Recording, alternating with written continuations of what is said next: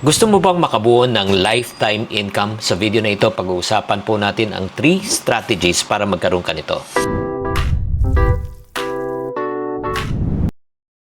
Chinky Tan, with over 6 million Facebook followers, 2.8 million YouTube subscribers, and 2.4 million TikTok fans, is now all out to share with you the most practical, simplest path to lasting wealth. Hi there, this is Chinky Tan, your pambansang wealth coach. Alam nyo ba, tayong mga Pinoy, meron tayong talagang isang malaking kalaban ng mga tinatawag natin ng stable income. Gusto nyo bang malaman ano yung kalaban po natin kung bakit stable lang ang ating income at dito mataas? Ang sagot po ay comfort zone. You feel stable kasi pagka meron kang 15 at 30, meron kang inaasahan. Pero alam po naman natin, napakahirap kung yan lang po aasahan po natin. Especially if you exchange time for money. Sweldo. Bakit?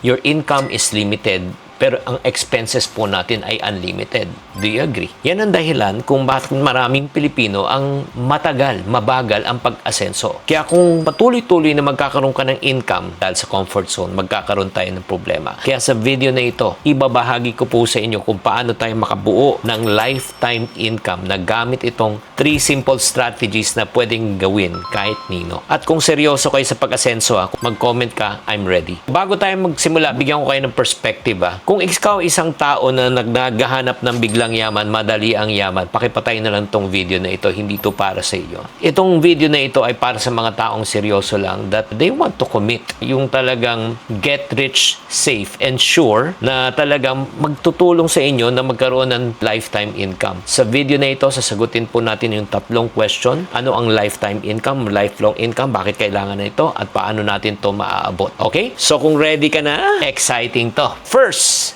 ano ba ang tinatawag na lifelong income? Ito po ay isang kita na hindi natatapos kahit na ikaw ay tumigil na sa kakatrabaho. So in other words, even if you stop working, tuloy-tuloy pa rin ang income mo. Reliable and stable. Imagine mo na lang ganito, na every month na may pumapasok sa iyo ng 100K, 250K, or 500,000 a month. Mapapasana all ka talaga. Ayan, masarap na masarap yan. Pero kung wala ka nito, forever, number 1, magtatrabaho ka, walang pahinga, walang bakasyon, laging stress, hindi ka pwede mag-retire. Yan ang reality. Para sa mga tao na magkaroon ng ganitong income, ang first strategy po natin para maabot natin itong lifetime income na ito or lifelong income, number 1, basic muna tayo. Tinatawag na stable income or survival. Siyempre, survival stage muna tayo. Hanap ka ng consistent source ng income, kahit trabaho o negosyo, basta 15 at 30. Importante ang stability para sa foundation. That's the reason why it's okay for you to get started kahit na ikaw ay employee. Huwag kang mga hagat na talagang, ay, gusto ko malaki ang naganang kita. Nako, dangerous yan. Again, stable income.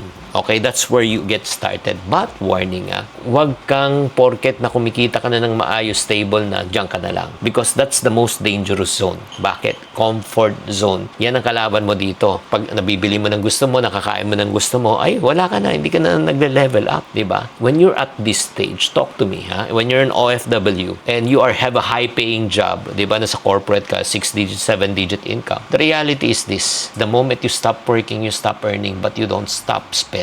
Agree? Akala mo stable ka, pero paano kung nagkasakit ka? Paano kung nawala ka na ng work? Wala na. False security yan. Kaya habang stable ang income mo, next stage, i-level up mo na siya. I-level up mo yung skills mo. Kaya kung meron ka ng stable income right now, ikaw, nakikinig at nanonood ngayon, sabihin mo, stable. Type stable sa comment section para alam ko na may stable income ka. That's strategy number 1. Strategy number 2 para magkaroon tayo ng lifetime income or lifelong income is this: multiple. Create multiple sources of income. Bakit? Simple. Dapat may plan B tayo. Diba? Sa sasakyan ba may spare tire? Of course. Just in case na ma-flat. Ganun din dapat sa income natin. What if mawala ang trabaho? What if kung hina negosyo? Dapat meron ka. May sideline ka. May fallback ka. The more income streams, the more choices, the more freedom you have. Ako nga, nagsimula lang ako sa isa. By the grace of God, God is good. Right now, I have 12 sources of income. Huwag ka na magsana all. Sundin mo lang itong sinasabi ko. Makukuha mo rin. Let's discuss. Name me one billionaire na may isa lang ang source of income. Isa lang negosyo.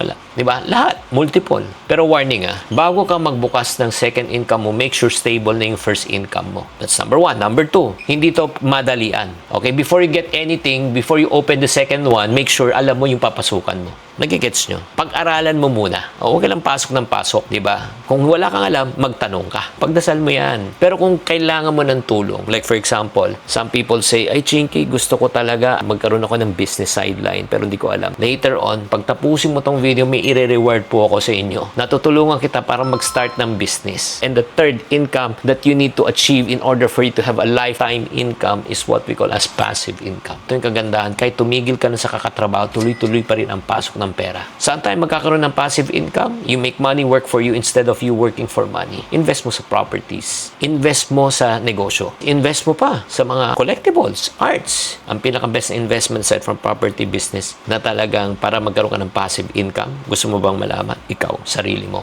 Invest in yourself. This really pains me a lot. A lot of people want to become rich but only a few people want to learn the process of becoming rich. Konti lang talaga gusto mag-invest. Pag sinabi mo may seminar, may bayad, wala na. Ayaw na. Gusto nila parati libre. If you get free advice, what do you expect? Diba? Pero in honesty, even I'm giving this to you for free, alam mo naman valuable to eh. Do you agree? Type agree kung nag-agree ka kung valuable tong information na sinishare ko sa inyo. So, dito mo na ilalagay talaga. Kasi yun nga, willing tayo mag-invest sa property, willing tayo mag-invest sa business. Minsan di tayo willing mag-invest sa sarili natin. Kailangan mo talagang matuto. So, ang question ko sa inyo, gusto mo talagang matuto? Kung gusto mo talagang matuto, type matuto sa comment section. So, again, ano po ang 3 sources ng income na kailangan mo para magkaroon ka ng lifetime income? First, stable income. Number 2, multiple sources of income. Number 3, passive income. Ito ang formula para ikaw ay magkaroon ng lifetime income para hindi ka maubusan ng kita. Maganda ba tong session na ito? Kung maganda, type maganda sa comment section. At syempre naman, mga kapatid, as I mentioned, I want to reward those people who are really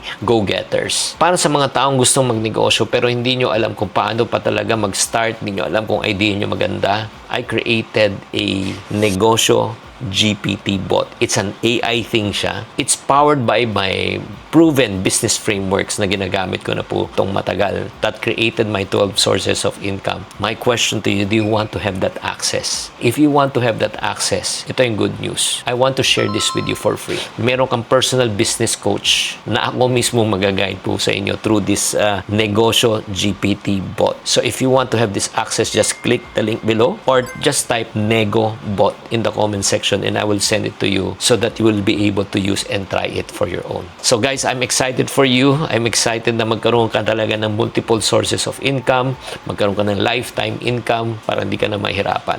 Yan ang hangarin ko para sa iyo. Kung nagustuhan mo tong episode na ito, huwag niyong kalimutan to subscribe at tatandaan tamang karunungan, tamang disiplina ang susi sa pagyaman.